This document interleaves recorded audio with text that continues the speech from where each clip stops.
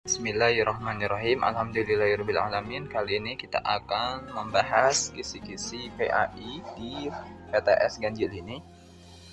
Yang pertama, kita akan mengujikan bab menganalisis makna Al-Quran Surat Ali Imran ayat 159 dan juga ayat 190 sampai 191 beserta hadis tentang demokratis dan berpikir kritis. Baik, poin yang pertama, indikator, yaitu siswa mampu mengetahui makna-makna setiap kalimat dari ayat. Nah, setiap dari ayat kalian harus tahu maknanya. Maknanya itu apa? Nah, paham itu? Makna dari ayat tersebut. Nah, berarti 3 ayat. Baik, kemudian siswa mampu mengetahui sikap yang tepat terhadap ayat Al-Quran. Sikap yang tepat terhadap ayat Al-Quran itu kita bagaimana? Nah, selalu membaca dengan benar, dengan fasih di hadapan guru dan yang lainnya. Kemudian siswa mampu menganalisis dan mengaplikasikan ayat dalam bertafakur. Ayat bertafakur, berarti di sana kalian menganalisa ayat, perilaku atau contoh orang yang menerapkan ayat tentang tafakur, berpikir kritis itu bagaimana. Nah, seperti itu. Kemudian siswa mampu mengidentifikasi ciri-ciri ulil albab. Nah, ciri-ciri ulil albab itu bagaimana? Pastinya selalu bersyukur kepada Allah Subhanahu wa taala atas anugerah nikmat, atas anugerah akal, kemudian berpikir atau bisa mengambil hikmah sesuatu yang di sekitarnya, random. Nah, seperti itu. Dan lain sebagainya bisa kalian buka di rangkuman kalian. Kemudian siswa mampu menganalisis makna tafakur yang tidak diperbolehkan. Tafakur yang tidak diperbolehkan itu bagaimana? Nah, bisa kalian analisa setelah kalian mengetahui perilaku atau makna tafakur itu tersendiri bagaimana.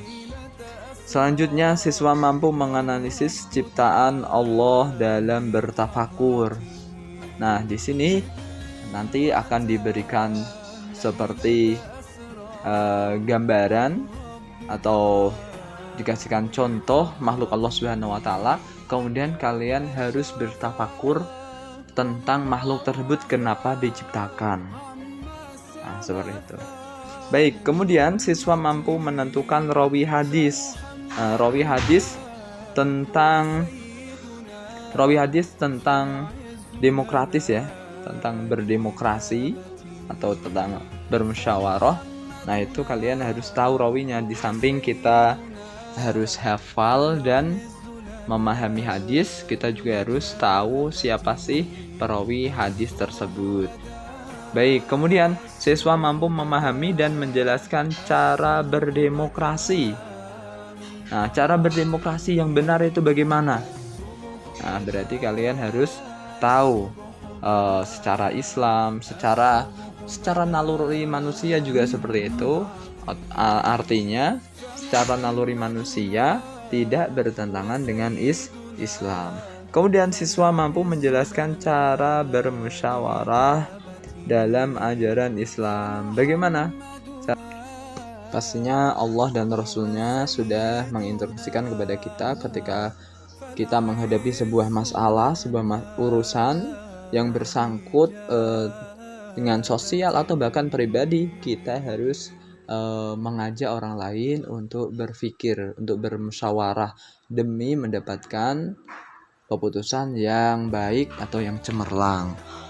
Faida azamta fatawakkal 'ala Allah. Apabila kalian sudah putuskan dan sudah mantap, habis itu otomatis kita diserukan untuk bertawakal, memasrahkan semuanya itu kepada Allah Subhanahu. Kemudian di bab selanjutnya yaitu menganalisis dan mengevaluasi makna iman kepada hari akhir.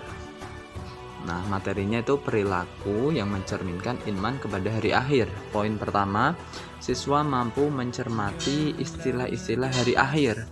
Nama-nama hari akhir, berarti kalian harus tahu dari artinya, dari nama-nama lain dari akhir hari kiamat, yaitu ada Yaumul Mizan, Yaumul Fasl, Yaumul Jaza, Yaumul Ba'ats, dan lain sebagainya. Kalian harus mengerti dan kalian juga harus tahu artinya. Baik, kemudian poin selanjutnya, siswa mampu menganalisis pendapat para ulama tentang Yaumul Mizan. Nah, banyak sekali pendapat para ulama. Salah satunya, atau saya sebutkan beberapa, bisa kalian tulis, mungkin di buku kalian tidak akan mendapatinya. Menurut ulama, ada yang mengatakan Yaumul Mizan yang ditimbang adalah iman seseorang. Ada yang mengatakan iman, jasad, dan amal-amal seseorang. Ada yang mengatakan amal perbuatan yang ditimbang. Ada yang mengatakan iman, ruh, kemudian jasad beserta amalnya. Nah, ini yang beraneka ragam pendapat para ulama ini. Kemudian muncullah keyakinan-keyakinan yang masing-masing pengikutnya itu meyakini ini. Adapun menurut kita meyakini bahwasanya ya amal perbuatan manusia, kemudian iman itu adalah sebagai pokok yang akan dipertanggungjawabkan di hadapan Allah Subhanahu wa taala atau ditanyakan. Baik. Kemudian selanjutnya, siswa mampu menentukan kewajiban dalam meyakini hari kiamat. Apa kewajiban kita? Kewajiban kita semisal perilaku kita tatkala kita menghadapi makna hari kiamat. Bagaimana cerminan atau perilaku kita yang wajib kita lakukan? Seperti itu. Baik, kemudian siswa mampu memahami makna ayat Al-Quran surat Al-Qari'ah. Al-Quran surat Al-Qari'ah. Nah, berarti kalian harus tahu makna atau arti daripada ayat yang ada dalam surat Al-Qari'ah. Bisa kalian baca dan artinya kalian pahami. Siswa mampu menuliskan ayat tentang kejadian hari kiamat. Menuliskan ayat yang menggambarkan tentang kejadian hari kiamat. Kejadiannya bagaimana, kronologi hari kiamat nanti, penggambarannya itu bagaimana. Tidak tentang hari kiamat aja ya, tapi penggambaran hari kiamat. Baik, banyak sekali ayatnya. Kemudian siswa mampu memahami makna iman kepada hari akhir. Apa sih makna iman kepada hari akhir?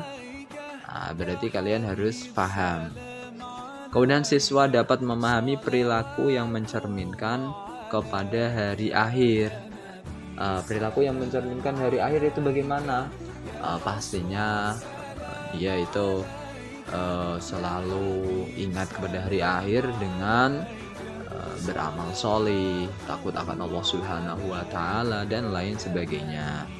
Yang terakhir, siswa mampu menjelaskan terjadinya hari akhir menurut ilmu pengetahuan. Nah, di sana sudah dijelaskan baik secara geologi atau astronomi. Seperti itu kan? Di sini semoga kisi-kisi ini bisa membantu kalian untuk belajar lebih semangat dan lebih giat lagi, sehingga kalian bisa mendapatkan nilai yang maksimal dan ilmunya bermanfaat. Amin ya rabbal alamin. Wallahu a'lam bishawab.